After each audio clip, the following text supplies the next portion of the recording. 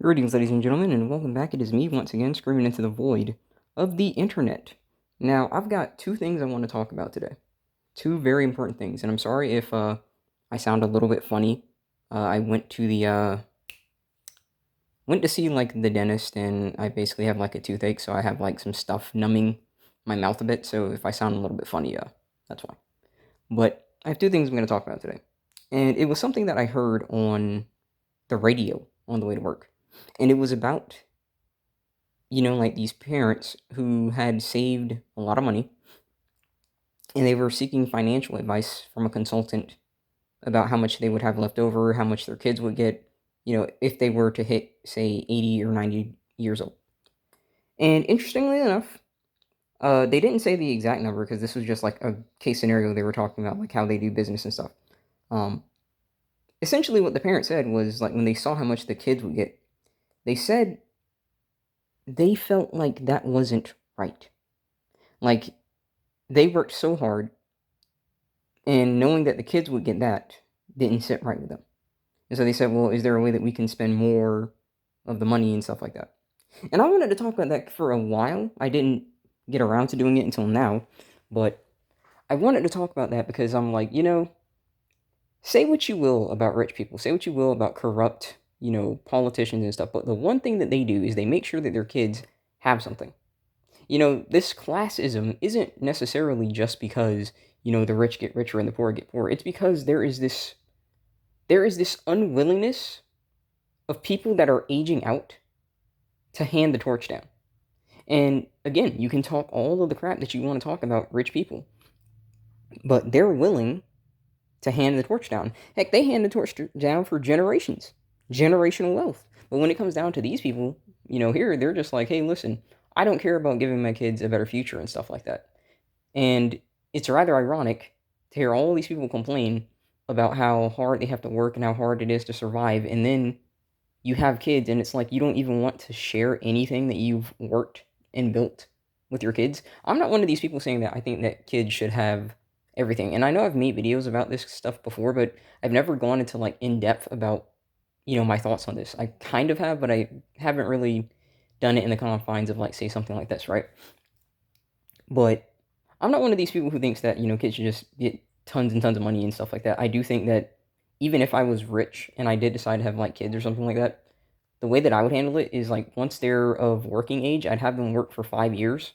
They'd still have access to like, their inheritance and stuff like that. They work for 5 years. The reason for that is because I want them to see the life that they could have had versus the life that, I sacrificed for.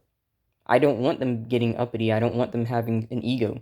They should count themselves very fortunate that I did what I had to do because, hey, listen, there's a whole bunch of people that didn't do what they had to do. And the fact of the matter is, no matter how much we feel like it's unfair or not, at the end of the day, everything's just luck of the draw with genetics. You know, everything's luck of the draw with genetics. We don't control where we come from. We don't control, the kind of mindset that our parents have to bring us in the world, if they planned or not. And so if I was wealthy and I did have kids again, like, I'd want them to know that, listen, just because I sacrificed for you, that doesn't mean that you need to, like, be looking down on everyone else and stuff like that. Now, will that always work? Of course not, of course not. In a lot of ways, some people, after working in those positions, they'll be like, hey, listen, you know what? You guys do deserve to get a prize and stuff like that. They'll say that from a point of revenge for how they get treated in that position, though. It's not always necessarily a humbling experience, per se.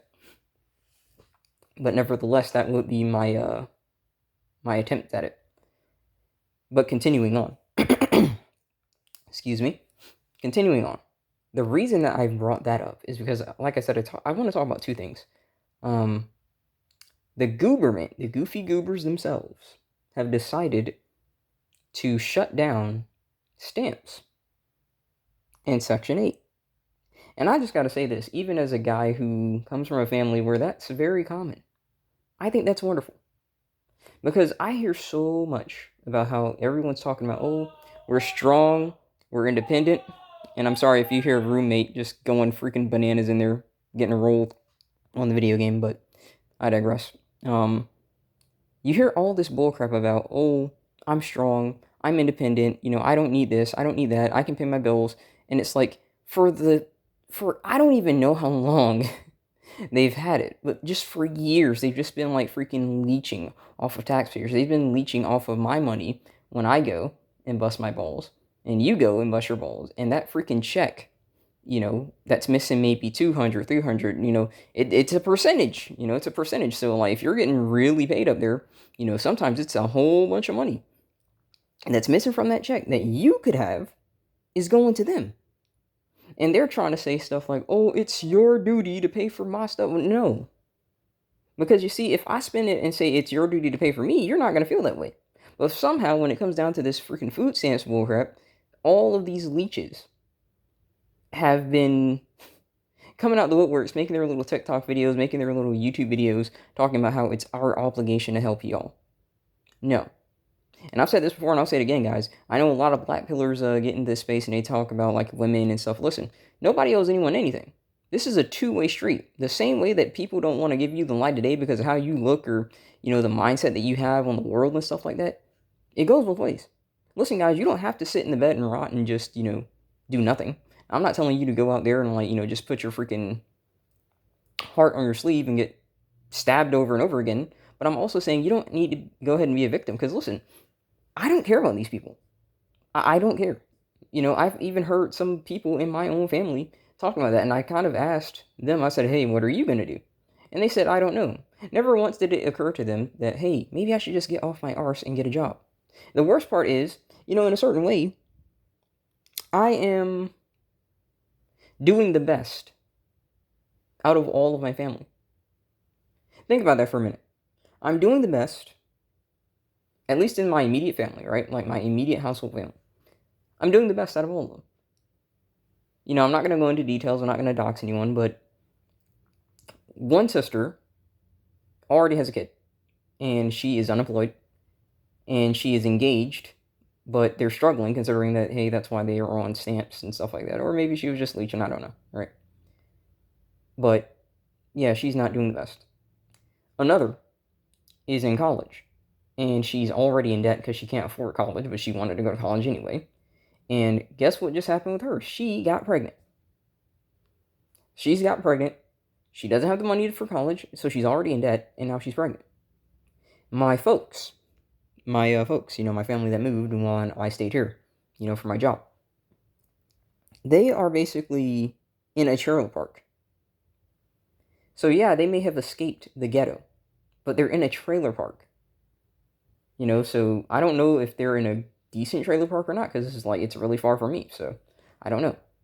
And I had to think for a second and say, how depressing is it when you really take the time to think about it, to say that me, in an entry starter paying job position at a restaurant, is doing better than them. I'm not going to say I'm swimming in money or not, but it's because I'm not spending lavishly. I'm not making stupid decisions with money and stuff like that. I have a comfortable amount of money in the bank. That's pretty freaking sad. And when you think about all of these people on these programs, it's very easy to understand that, they're their own worst enemy. And I wonder how many of those kids could end up being like me, where it's like you just one day have this awakening that, hey, listen, your folks 9 times out of 10 didn't even care. They just had you just to like freaking use you to leech off the system. And even if it's not necessarily food stamps, like, we need to kill these leeches everywhere. Okay, we really need to just cut the leeches off everywhere. It doesn't matter if it's food stamps. It doesn't matter if it's child support. It doesn't matter if it's alimony. These leeches need to go, man. All of this freaking aid that goes out to these lazy, incompetent cocksuckers, this needs to get taken care of. Too many people everywhere have been basically manipulating the system to leech off of it all their lives. All their lives. It makes no freaking sense to me that they can do this. Absolutely no sense. And I think it's about goddamn time that we go ahead and deal with it. Just cut them off. Because it's really interesting that everyone talks about how, oh, you've got huge white privilege, and all I see, the ones making these videos. The ones making these videos, let's just be real, Sis does. Because listen, I'm gonna say something very interesting. Despite what everyone says about, the nibbas, right? The main ones who get stamps are sisters. Now, yes, there are plenty of few whites that get it too, but they're not as vocal about, like, the stamps and stuff like that. But the sisters,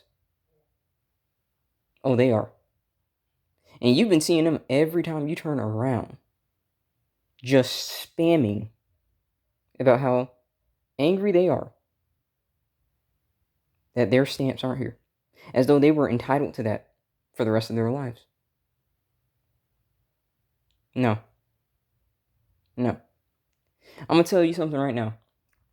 And this isn't necessarily going into a third point, but looking at stuff like this, doesn't this just prove what everyone is talking about? These people that talk about how if they ran the world, if they controlled everything, right? Everything would be peachy and hunky-dory and all this bullcrap, especially that you hear on the left, that, oh, this universal aid and universal healthcare and universal income and blah, blah, blah, blah, blah. Look at this. The moment that you take it away, they don't know what to do. Never, it's not occurring in their head to try and get off of their arse and get money by working. Maybe figure out a hustle that doesn't involve something illegal. I'm not one of these people telling you that you got to go to a 9 to 5. If you have a way to, get some money, if you have a skill that you can use, whether it's video editing, maybe it's singing, maybe it's making music, maybe it's, freaking hairstyle or something, then do it. But this idea that you're going to lounge and feel like you are entitled to get the freaking money of the people that are basically busting their balls, no, that's nonsense. So in conclusion, here's what I got to say to all this that's happening.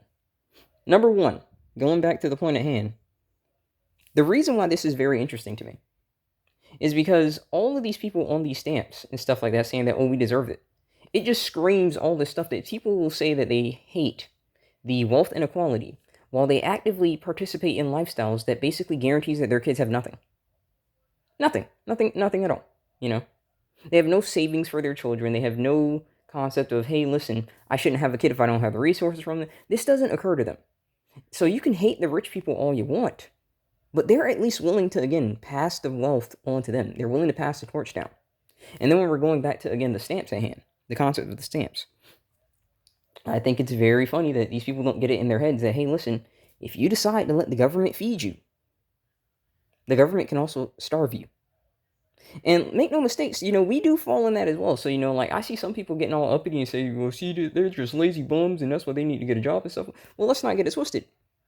None of us, for the most part, are feeding ourselves.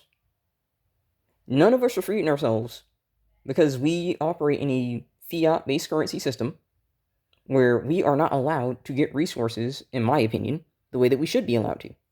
I should be allowed to just start, growing some crops.